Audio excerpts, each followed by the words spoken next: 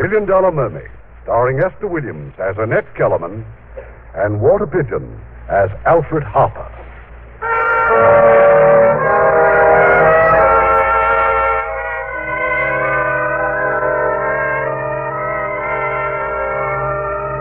This is the story of Annette Kellerman. I met her when I was manager of the Hippodrome in New York City. But the real beginning of her story starts years before and thousands of miles away in a town in Australia. As a child, Annette was a cripple with heavy braces on her legs. One afternoon, she disappeared. When her frantic father finally found her... But, Daddy, I'm all right. All I did was go in swimming. Oh, the water's just wonderful, Daddy. Annette, my baby. In heaven's name, whatever possessed you? You might have drowned. Oh, but I can't drown, Daddy. I've learned to swim. Oh, darling, you know what the doctor said. That your legs would never be strong enough for what other children do. But my legs are strong. Look, I can even walk without my braces. No, you'll fall. Oh, sweetheart, you mustn't be envious of the others. Oh, I'm not, Daddy. Not since I can swim. And how can anything hurt you when it makes you feel so good? Oh, please let me come back and swim again. You really want to? More than anything. Then we'll come back here and swim every day. Oh, thank you, Daddy. Thank you.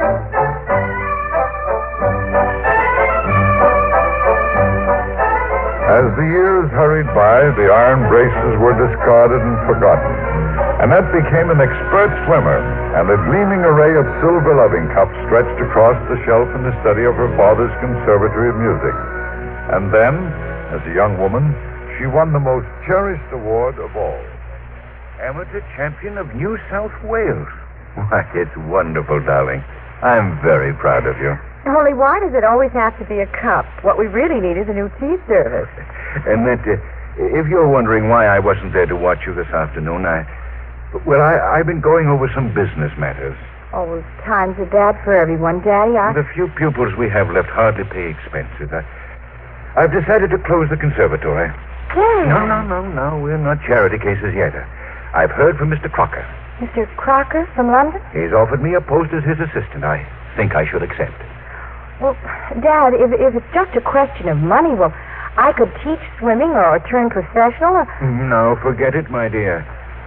Swimming has given you back your health, and for that I'm eternally grateful. But as a career, no. Your music comes first. Music and the ballet. And in London, you can study with the very best. Well, there's one thing I know, Dad. There's a lot of silver in those loving cups. So don't worry, darling. The Kellermans will always eat.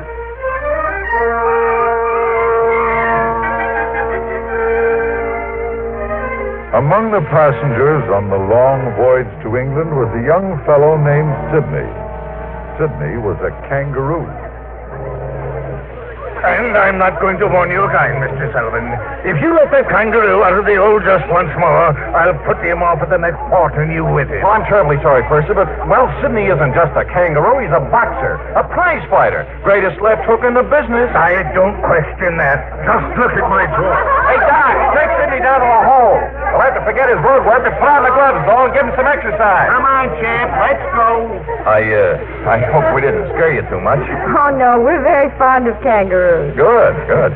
You're bound for London, too? Yes, my daughter's going to study the ballet. Well, you must be my guests at Sydney's opening. I'll be at the Greenwich Carnival. Well, that's very kind of you. Yeah, just ask for Jimmy Sullivan. Sullivan's Wonder Show. My name is Kellerman. My daughter, Annette. Annette Kellerman, the swimmer?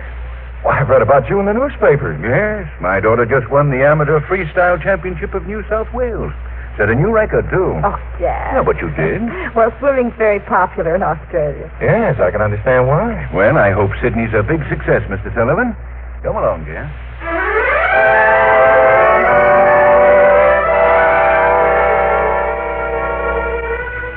For the next day or two, the enthusiastic Mr. Sullivan was rarely out of Annette's sight. And then, on a lovely tropical evening with the deck bathed in moonlight and the music of the ship's orchestra in the background... I can't figure it out, Annette, how a girl as pretty as you are can break swimming records, and how a girl who breaks swimming records can insist on ballet dancing as a career. Well, what's wrong with the ballet? Oh, I don't know. I guess I've always associated it with underfed French girls and swans. Oh, and I'm more the plump duck type. Oh, no. I mean, well, whatever type you are, it must be my type. Well, delighted to hear that. Oh, now, wait a minute. Don't be angry. It's just that I don't know how to say it.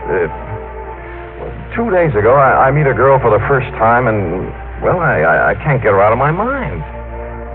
Annette, there's something I've got to ask you. I can't stand it any longer. Well? Annette, I want to manage you. Married? Did you say manage? Well, what's the matter? Well, nothing at all. Oh, I'm sorry. Look, I know a great bet when I see one. You're a wonderful swimmer. You're a beautiful girl. They'll come to see you in London by the tens of thousands, and they'll pay for the privilege. Pay to see me swim? That's where I come in. Ideas, new effects. Zip, I can see you now. Annette Kellerman, the Australian mermaid. She's half woman, half fish. How nice. Shall we shake fins on her? Oh, now you don't believe me. I'll build you a little tank. Make you up to look like a real mermaid, scaly tail and all. You'll be a bigger draw than a kangaroo. I doubt it, Mr. Sullivan.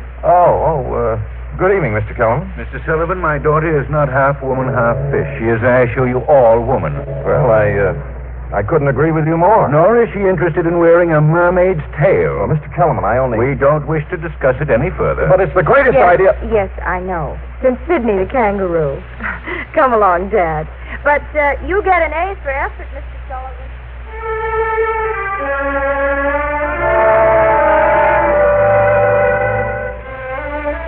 The Kellermans reached London, but they'd come halfway around the world only to learn the crushing news that they'd come for nothing. The Crocker Conservatory music was closed. But surely there was some message for you, Dad. Someone must have been there. Just the caretaker. The Crocker's dead. Oh. Been dead almost a month. I don't know what to do, Annette. Our funds are all but gone. Well, there's one thing we can do. We can move out of this hotel. We'll find a couple of rooms somewhere, and, well, we'll go to work. Right now, I can't even think. Well, that's good. Then you can't worry. Now, just remember, Dad, the Kellermans will always be. Yes, the Kellermans got by thanks to those silver loving cups. One by one, they disappeared at the pawnbroker. And then, early one evening, Annette had visitors. Young Mr. Sullivan and his friend Doc. But how in the world did you know where we were? Simply by following the cab that brought your baggage over from the hotel. Oh, but that was 2 weeks ago. Yes. Well, we've been kind of busy. Well, Dad's out right now, but sit down, won't you? Well, thank you. What smells so good? Oh, I'm making an Australian stew. Australian stew? Mm-hmm. It's same as Irish, only the meat's down under. Well, why don't you stay for dinner and find out for yourself? Oh, but we couldn't possibly stay. I mean, just walking in like this? No, we couldn't. Well, there's plenty, and I insist. Now, while I set the table, you can tell me all about the kangaroo. How is Sydney? Sensational. He's developed a 1-2 punch. Yeah. Got the nose to prove it. Look at this. Oh, dear. Yeah, he's the greatest act ever to be put under a tent. There's only one thing wrong. No one knows about it. And that's where you come in. Where I come in? Annette, listen. Once we get enough people down to the carnival, the rest will take care of itself. So we thought maybe you'd like to make a little money. Oh. But how? Well, the idea I had in mind was to swim down the Thames River, maybe 5 or 6 miles, ending up at the carnival at Greenwich. Oh, we'd follow you in a rowboat, of course. If Sydney could swim, we wouldn't bother you. We'll pay you £5 and 50% of the first day's proceeds. Well, if you're going to stage a swim, why don't you make it a real swim? 6 miles won't impress anybody. 26 miles might. 26 miles? Mm-hmm. I can't even row that far. Annette, you're not joking. Of course not. Well, if you mean that, why, I'll stay in this town on its ear. I'll notify the newspapers. We'll really ballyhoo it. Why, Sydney will have to fight off the customers. And you'll give me £5. You need the money badly, don't you? Well, yes, we could use a little. Oh, I'll swim on just one condition, though. My father isn't to know about it until it's all over. You've got a deal. Well, that's good. Now, sit down and have some stew. Remember those cups I won that Dad told you about? Well, of course we remember. Well, you may not be aware of this, gentlemen, but you are about to dine on the Freestyle Championship of New South Wales. Annette started her swim at dawn the next morning, but the crowd Jane Sullivan had counted on somehow wasn't there. No one was there. It was a cold morning, thick with fog. But Annette needed that 5 pounds, so she kept swimming. Slowly, gradually, the news got around. Clusters of people gathered on the bridges, some joked, some cheered. But as the hours dragged by, Doc and Jimmy knew she'd never make it. What's the matter with you, Doc? Pull those oars. I'm doing the best I can. The tide. It's a mill race. It's like a war. The fog's getting worse, too. Oh, well, we'll still get publicity. Swing alongside of her, Doc. We'll pull her in. Yeah. This is it, huh? Yeah, I know when we're licked. I can't let her kill herself for 5 pounds. Look, maybe if I we said wait if we're just going a to little- pull her in. This is it, honey. Come on aboard. No. No, I'll make it. Don't be foolish. There's always another time. No, Jimmy, please. Look, you'll kill yourself fighting this tide. I can't give up now. I just can't. How much farther do I have to go? I wish I could tell you. With a fog like this, I can't see the landmarks. Well, I think it's starting to lift. It doesn't matter. We'll get you ashore and... No, not here. Jimmy. Jimmy, look. Straight ahead. It's Greenwich. It's Greenwich. How far off? About a mile away. Can you hold out, honey? Sure, I'll make it, Jimmy. I know I will. What do you think of a girl like that?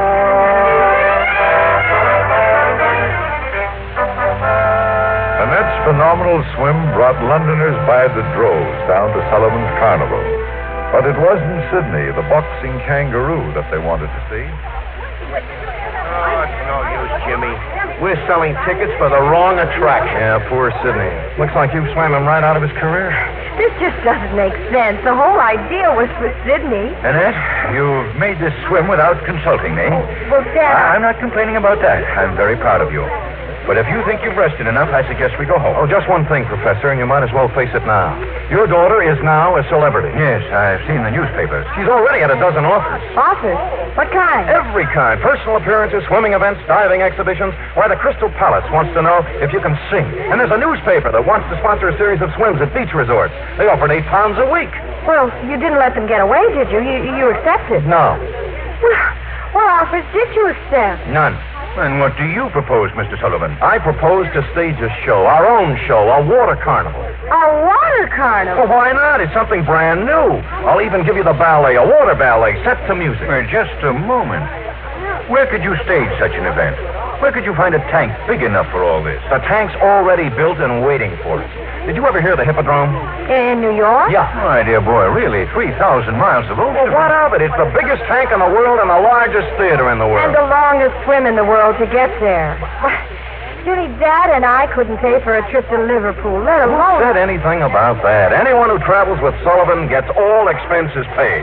Look, I happen to know Alfred Harper personally. He runs the Hippodrome. And he's showman enough to go for this idea in a second. Well, how can you afford the fares? I thought you were broke? Perhaps, but I've got such confidence in this that I'm willing to sacrifice my entire asset. What asset? Sydney, the kangaroo.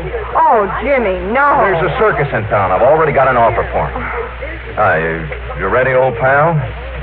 Hey, see? Even Sydney approves. Get his leash, Doc. Oh, come on. Now, don't take it too hard, Sydney. It's just part of show business, that's all. 1 minute you're up, 1 minute you're... Ooh! Flat on the floor. Not a boy, Sydney. That's showing him. Get him out of here. We'll meet you at the steamship office at 12 o'clock.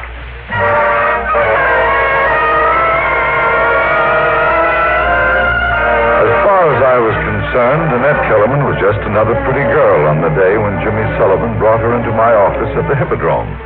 As for Jimmy's great idea, well, I just couldn't take a chance. But what chance are you taking, Mr. Harper? You admit the idea is good? A large part of our success is big names, Jimmy. You saw the billboards out there, Houdini, Marceline the Crown, Pavlova. But you want me to star an unknown girl. Mr. Harper's right, Jimmy. Nobody knows me here. Well, they know you in England. They know you in Australia. Look at these press clippings, Mr. Harper. Headlines, columns. Yes, they're very impressive, but I can't build a show around a swimmer. Annette isn't just a swimmer. Well- And this water carnival idea is tailor-made for the Hippodrome. Look, Jimmy, we stage spectacles here, of course, but everyone has a plot, a story. It isn't that I don't like the idea, but Miss Kellerman, can you do anything besides swim? I might be needing some showgirls. Well, I can dance. Good. If you're interested, come back and see me on Monday. I'm afraid that's the most I can offer right now. Thank you, Mr. Harper. No, I won't let you. A showgirl, when you could be the biggest attraction. I can argue with you about that outside, Jimmy. Mr. Harper's pretty busy. Thank you, Miss Kellerman. Well, you thank her again someday. You wait and see. I wouldn't be surprised if you were right. Good luck, Jimmy. Well, that's that, I guess. We're back where we were, out in the street. It isn't your fault, Jimmy. It was a good idea. And I went into it with my eyes open. Well, you better take that, John. There's lots worse than being a showgirl at the Hippodrome. And you and Doc? We can go back to Boston, where we came from. I can always find a concession or something at Revere Beach. Jimmy, I have to make some money. It's Dad I'm thinking about. He isn't well. I'm afraid to think what one more of these uncertainties will do to him. His whole life is music, loving it and teaching it. If I could only help him start his conservatory again. You can. How? No, forget it. I'm not going to sell you on something else and have it fizzle out. You go to work for Harper. It's safe and expensive. I need more than just expenses. Jimmy, how much can you make out of a concession? If it clicks, plenty. Look, all we have to do is scrape enough money together to buy a tank, and then we... No, look, I told you to forget it. It's too much of a long shot, and I've only got $6 left. I still have 3 silver cups. That'd be enough to get us to Boston, wouldn't it? Maybe. What's on your mind? Well, we swam down the Thames to get publicity, didn't we? Keep talking. Suppose we did the same thing here. A marathon swim. From somewhere. Anywhere. No, not anywhere. From Revere Beach. Oh, baby, I knew we were a team from the very first time I saw you. I'll get enough backing for 10 tanks, not just one. Jimmy, do you think so? Who's going to stop us? Just tell me that. Who's going to stop us?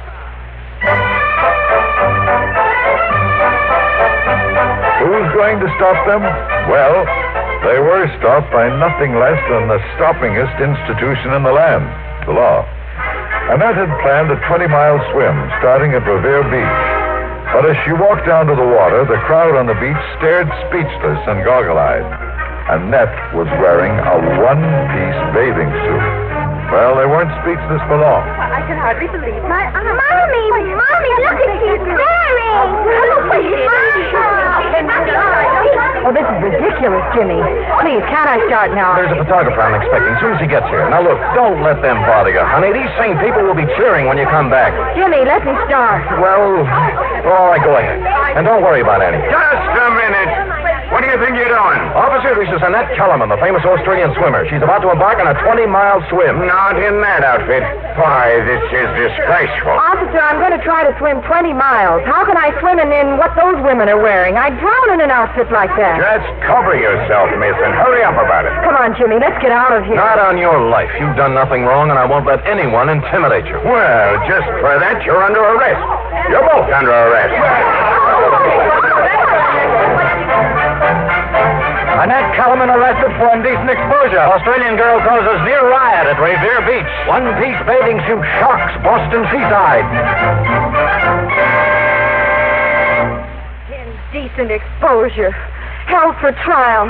Oh, those hypocrites, those sanctimonious, blue-nosed hypocrites. Oh, Dad, what are we going to do? No, dear. Hey, the lobby's full of reporters. They want to know, can they come up now? Well, tell them to go away. Tell them I've left town. Well, as far as I'm concerned, this is the greatest thing that ever happened. The greatest... I'm booked and fingerprinted and arrested like a common criminal, and you say... Don't you realize who you are now? You're the standard bearer for all American womanhood. In your hands lies the power to break the shackles of prudery and convention. But go ahead, run away if you want to. But I tell you, this is more than a trial. It's more than newspaper headlines. This is a crusade. Bravo. Huh? I said bravo. But it's up to you, Annette. You can pay the fine and leave Boston tonight, or you can accept the challenge and go to court. Doc, you tell those reporters to come on up here. I'll give them a story. Bathing suit and all. I suppose the entire country knew about Annette Kellerman and her one-piece bathing suit by the time she appeared in that court in Boston. The prosecutor's job was fairly easy. After all, Annette admitted everything. And has brazenly flaunted every statute of decency. Your Honor, her guilt is incontestable. She admits she wore the garment in question. I admit no such thing. What's that? You deny you appeared before several hundred men, women, and children on Revere Beach clad in a flimsy piece of material that barely covered... I admit I wore a one-piece bathing suit. I do not admit it was indecent. Then what would you call it? Your arms and shoulders completely exposed, not to mention your calves and legs. Also my ankles, my toes, my knees, and my fingers. Your Honor, this flagrant disrespect is nothing... I object, Your Honor. Are you the attorney for the defense? No. Then sit down before I ask you to leave. Miss Kellerman, is there anything more you wish to add? Yes, Your Honor, there is. You see, I've been swimming in competition all my life. And the only way I've been able to compete successfully is by wearing a man's one-piece racing suit. And after all, sir, you can't deny me my right to swim, can you? No, certainly not. Well, then how is it possible to swim a race tied up in a corset and 10 yards of wet drapery? Miss Kellerman, please, I'm not the one on trial here. I'm sorry, sir. Your Honor, do the authorities object to the one-piece bathing suit or to the fact that the limbs are not entirely covered? Well, I see no reason to base any decision on the number of pieces in an article of clothing. Well, then perhaps I can suggest a compromise. Now, here in this box is the original racing suit. There, you see? The same suit? Except that I've sewn some stockings on the bottom and a jersey on the top. And as you can see, this will cover the entire body except the forearms and the head. I consider this shocking, Your Honor. I consider it rather ingenious. And this is the bathing suit you'll use in the future? Yes, Your Honor, or others like it. In that event, Miss Kellerman, this case is dismissed. Thank you!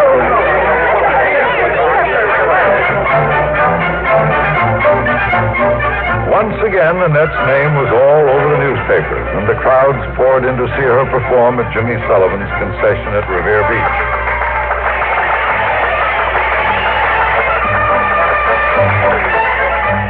Week after week, the money rolled in, and week after week, Jimmy became more and more certain that Annette meant a great deal more to him than just the source of his income. And one day, while Doc was counting up the receipts... You know something, Jimmy? Sometimes I wish we had that kangaroo again.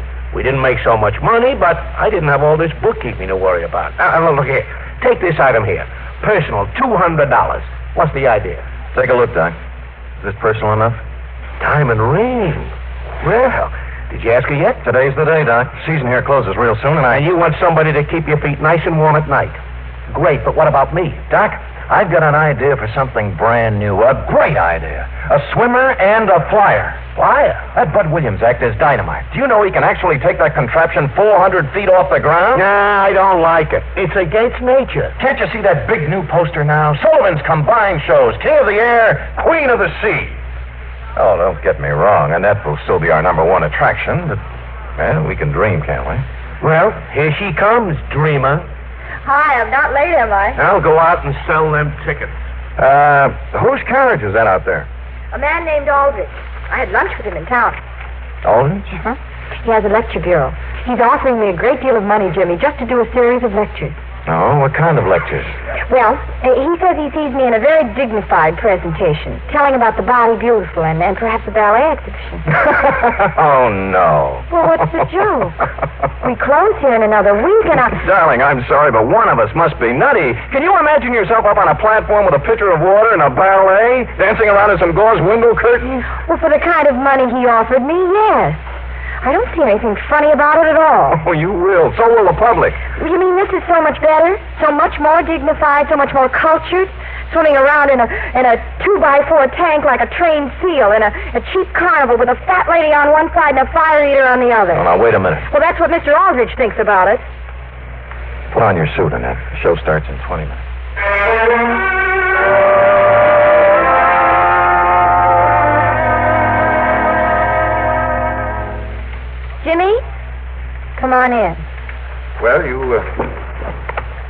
were great just now, as usual. But we turned away 200 people.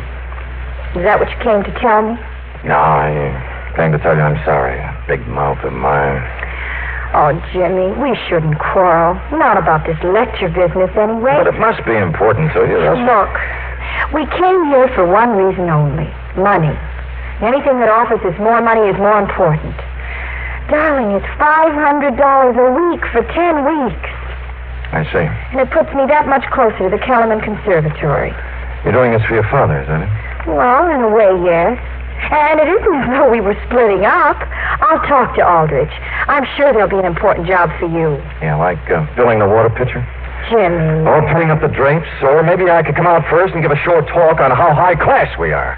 Look, baby, somewhere along the line we got our signals crossed. You got it in your head that you're Joan of Arc or something. Well, get it out fast. You're a swimmer doing a tank act in Sullivan's Water Carnival, and it's not a bad show either. And how long can it last? After all we're doing is capitalizing on a lot of cheap bathing suit publicity. Well, what's Aldrich got in mind that's any different? He's cashing in on the same dodge, a ballyhoo that I arranged. You arranged? Well, who do you think got that cop to arrest you in the first place? Oh, no, Jimmy, you didn't. Didn't I? How can you stand there? What about all the talk about a crusade and how I was... Bunk, who cares what a lot of females wear on the beach as long as I can keep you in a one-piece bathing suit? Baby, you're a swimmer. You belong in the water. Wet, you're terrific. Dry, you're just a nice girl who ought to settle down and get married. Well, thank you. I'm very grateful for the advice. But if and when I do get married, it will never be to a cheap, stubborn flea circus proprietor. This flea circus does all right for the fleas in it, except when they jump out of their cages. You want to be a toe dancer? Okay, honey, be a toe dancer and see what happens.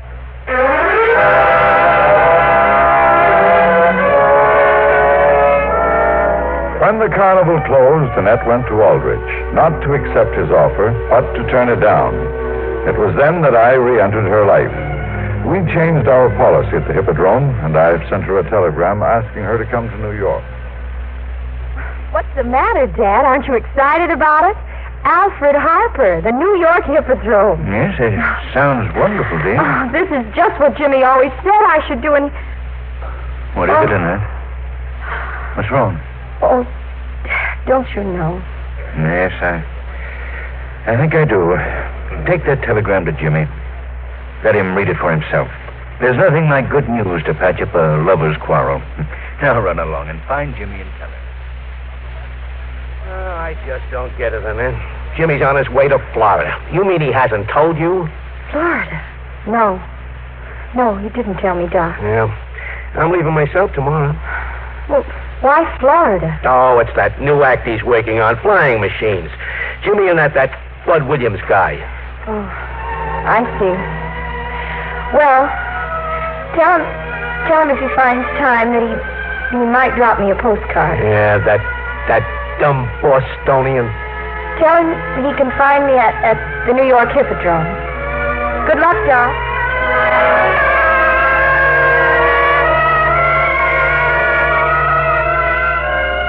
Annette Kellerman, performing in the huge tank on the stage of the Hippodrome, was a spectacular success. My one hope was that she'd stay with us. I don't have to read the new contract, Alfred. If you think I should sign, just give me a pen. I'd work at the Hippodrome for almost nothing. Well, I assure you, you won't be working for nothing, Annette. You've been wonderful. Thank you, Alfred. I'm giving a little supper party for Pavlova Saturday night after the show. Can you come? Well, may I let you know later? Well, that means no, doesn't it? Annette, don't you ever go out? Never? Oh, hello, Dad. I'll be ready in a moment. I'm trying to persuade your elusive daughter to come to a party, Mr. Kellerman. Well, of course he'll go. It'll do you good, darling. Besides, orders are orders. Mr. Harper is now my boss, too. Your boss? Well, I've asked your father to work with our orchestra next season. We can use his kind of talent here, you know. Why, Dad, that's wonderful. You see, we've got to keep the Kellermans happy. The man in the box office told me so. Oh, Dad, the two of us working together, I couldn't be happier. Couldn't you? I've got a report on Jimmy Sullivan, dear. After Florida, he went to New Orleans with a wrestling bear. Then to Chicago with some sort of concession that closed last month. And now? Where's he now? They don't know. Oh, Dad. I've just got to find him. That argument we had was so stupid and silly. But this whole thing, the Hippodrome, it was all Jimmy's idea. Just don't confuse love and loyalty. You owe nothing to anyone, and Jimmy knows it. Does he? He wants to make good without Annette Kellerman. He knows you don't need him. But I do need him, Dad. He'll come to you when he has something to offer, but not before. The only thing you can be sure is that he'll be trying. I came to know Annette well as the months went by. It was so easy to fall in love with her. But I never knew for sure just where I really stood, if she'd forgotten Jimmy Sullivan or not. It was about at this time that a great sorrow came into Annette's life, the sudden death of her father. It's right here, Jimmy. Here in the newspaper. Says he died while he was conducting the orchestra at the Hippodrome. He was a wonderful man, Doc. He never did get his conservatory done. Look, why don't you go and see it? No, and I don't want to talk about it. Okay. But come on, we've got to finish overhauling this engine. Jimmy, look, about this airplane business, if you're not really serious about flying across the country now, are you? You bet your life I am. If I ever get this egg crate off the ground, we're going to hit pay dirt. I hope that's all we hit. Yeah. Now, hand me the wrench.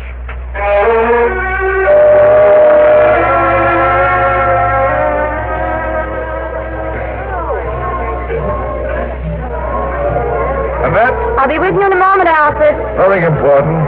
Fred just told me there's someone here to see you at the stage door. Oh, who is it? Oh, I really don't know. You seem very absorbed in that newspaper, Alfred. What's so interesting? Oh, I'm sorry. Here, look at the headline. 12 aviators to start coast-to-coast flight. That's quite a stunt. $50,000 in prizes. Poor fellows. They'll all be killed. Well, shall I tell Fred you're busy? Oh, the man at the stage door. No, I'll see who it is. Boy, what a dressing room. Well, I can't say you don't deserve it, Annette. Come on in, Doc. Tell me all about yourself. I was never so surprised to see anyone in my life. Well, I hate to bother you, Annette, but, somebody's got to talk Jimmy out of doing it. Doing what? That bug house air race. He's got his eye on that $50,000 pot, and he... You mean Jimmy's going to fly to California? Well, he's going to try. And you should see in what? But, Doc, he's no flyer. That's what I've been telling him. But you know Sullivan. I just thought maybe there was something you could figure out. Oh. Well, when does he plan to start? Any time now. Perhaps tomorrow if the weather's right. We're out there at Montauk Point, so maybe... Doc, I've got a performance tonight. Yes, I know. Well, don't worry. I'll be out there. I'll think of something. Thanks. Oh, and I'm so grateful you came to tell me. Just don't let him know. I'm in trouble enough now. All right, I won't, Doc. Thanks again. Annette was at Montauk Point early the next morning. Jimmy was just about to take off. Hey, I'm sorry, Mr. Sullivan. You must have crawled under the ropes. You want me to get rid of her? Get rid of her? Why, this is a very famous personality, Annette Kellerman, the well-known lecturer. Jimmy Sullivan, I don't care what happens to you, but Doc is a friend of mine, and I forbid you to take him on this flight. You see what I mean? Greatest lecturer of her day. You heard me, Jimmy. Well, that's sweet of you, baby, but you don't have to worry about Doc. He's not leaving the ground. He's driving the repair car. That's me, Annette. Still the guy in the rowboat. You all ready, Mr. Sullivan? Right. Jimmy, please don't force me to take drastic action. Drastic action? Why, I've never forced you to do anything, honey, remember? Okay, Doc, let's get her started. Mr. Glover, please. Yes, ma'am. You James Sullivan? Well, here's a summons for you, Mr. Sullivan. Your flying machine has been attached. Look, go away. Sorry, it's a court order. Court order for what? Non-payment of money owed to Annette Kellerman. That's right, and don't look so surprised. I had an accounting of all the books when you ran the concession at Revere Beach. There's a personal item marked $200, and you can explain it in court. Oh, that. Well, I'm sorry, honey. Here's the item in question. It's a diamond ring. You can sell it somewhere. Okay, Doc, turn it over. Thanks for trying, honey. Clear the field. Clear the field, ladies.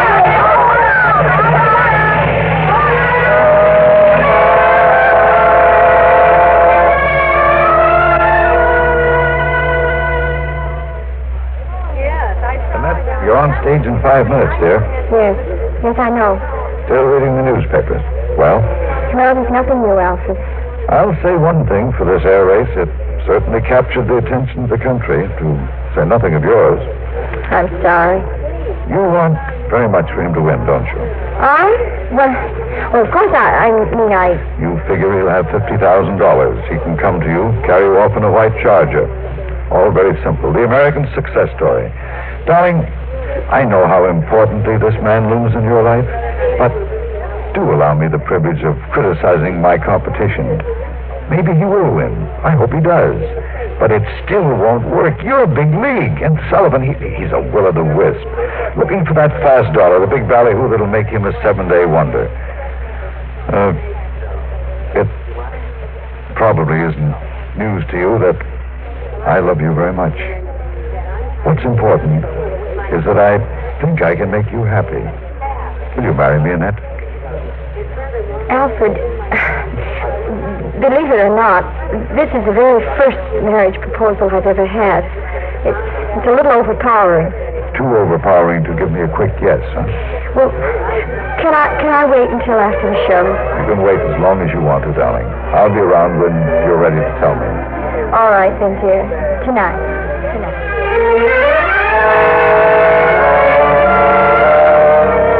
But once again, Jimmy Sullivan crossed our paths. During the show, a telegram arrived for Annette from Doc. Jimmy had crashed. He wasn't badly hurt, but they'd taken him to a hospital. Annette put through a phone call immediately. I didn't even talk to him, Alfred. He'd already left the hospital. Really? They patched up his arm and he left. Where did he go? Well, they don't know. All they know is that, well, he's gone. I suppose Annette forgot all about my proposal and the answer I was waiting for. In a way, I couldn't blame her.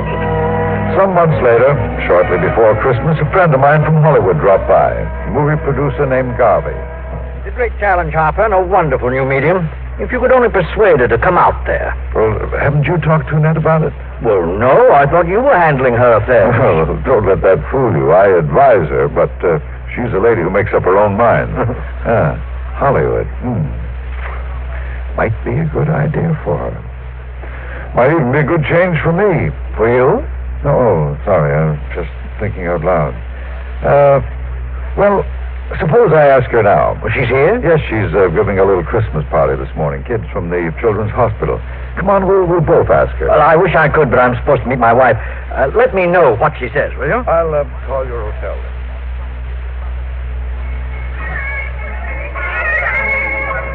Looks like a wonderful party, Annette. Oh, hello, Alfred. Only I'm a little jealous. Everybody seems to get a Christmas present but me. Poor Alfred. What would you like? Most of all, I'd like an answer to a question I asked you last June. Oh.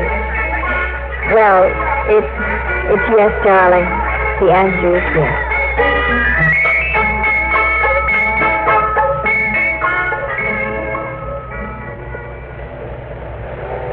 We left for Hollywood not long after. We had some wonderful plans. Annette would make a picture, then we'd be married and sail to Australia on our honeymoon. In New Mexico, a man came aboard the train. We ran into him in the dining car. So good to see you, Jimmy. You got over your accident, I see. What? Oh, yeah, long ago. Doc and I, we've been out west. Oh, and everything's all right, huh? Well, naturally. Everything's fine. I read where you two are going to be married. Congratulations. Thank you, Jimmy. It's a great idea. About time you started raising a family of little swimmers. We're not taking the big jump until Annette finishes her picture. Oh, you're making a picture, huh? Uh-huh. Well, as a matter of fact, I'm going to Hollywood, too. Well, if we can be of any help, Oh, now. thanks, but I've got a few contacts myself. Well, will they see my new star? Well, it's nice seeing you. Lots of luck to you both. Thank you, Jimmy. Annette went right into her picture. There was no word from Jimmy, and I quite forgot about him. One morning at the studio. Well, Harper, with any luck, we'll finish the picture today.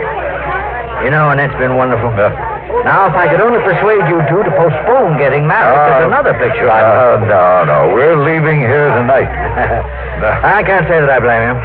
Annette in her dressing room? You ready for her? Well, if you don't mind telling her, we'll be all set in about 10 minutes. This is the big moment, huh? The scene in the tank? Oh, greatest scene in the whole picture? I'll tell her. She'll be ready when you want her. Thank you. How about it, Frank? Thanks, Mr. Garvey. Everything's ready. Just keep that water pouring in. It's holding 50,000 gallons now. Well, can't we raise the level? Well, it's glass, you know. Pretty solid, but why take chances? I guess you're right. Well, let's get those cameras set up. Well, this is it, sweetheart. Garvey says you'll be finished right after this scene. You've been very patient, Alfred. It's just a pose. I've never been more impatient in my life. What are you looking for? Did you lose something? Well, I must have dropped it on the floor here. What is it? Oh, it's just sort of a good luck charm. It's a ring that this ring? Oh, yes. Thank you, darling. Looks more like an engagement ring. Well, I've been wearing it whenever I perform. It's silly, isn't it? No, not if it makes you feel any better. Ready, Miss Kellerman. I'll be right there, Frank. One take and we'll be on our way out of here. Well, keep your fingers crossed. See you soon, dear. This was a big scene, an underwater ballet beautifully staged. Everything seemed to be going fine when suddenly Frank rushed up. The tank, Mr. Garvey. Huh? The glass is cracking. Get her out of there. It's going to split wide open. Get Miss Kellerman out of that tank. Hurry!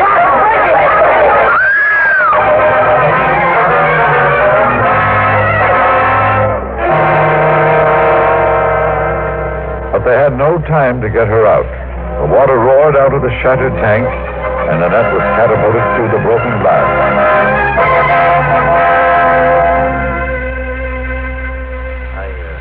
I've been here at the hospital every day, Mr. Harper. They won't let me see her. Yes, the nurses have mentioned how attentive you've been. Well, how is she? Did they operate? This morning. We'll know very shortly now. Mr. Harper, before you go up, I'd like to talk to you. This is Mr. Sullivan, Dr. Vance. How do you do, Mr. Sullivan? Doctor. She's resting comfortably.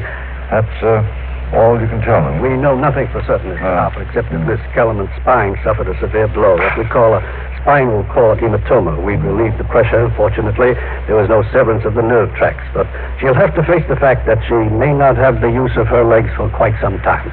Does she know about this? She insisted on knowing before the operation. I'd rather she didn't have any visitors right now.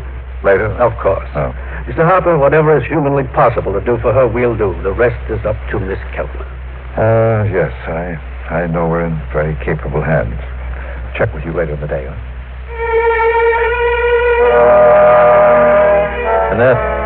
Annette.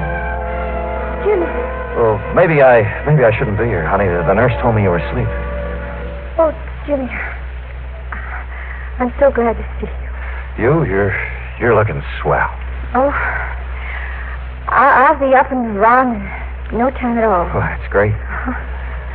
It's just a sprain or some such thing.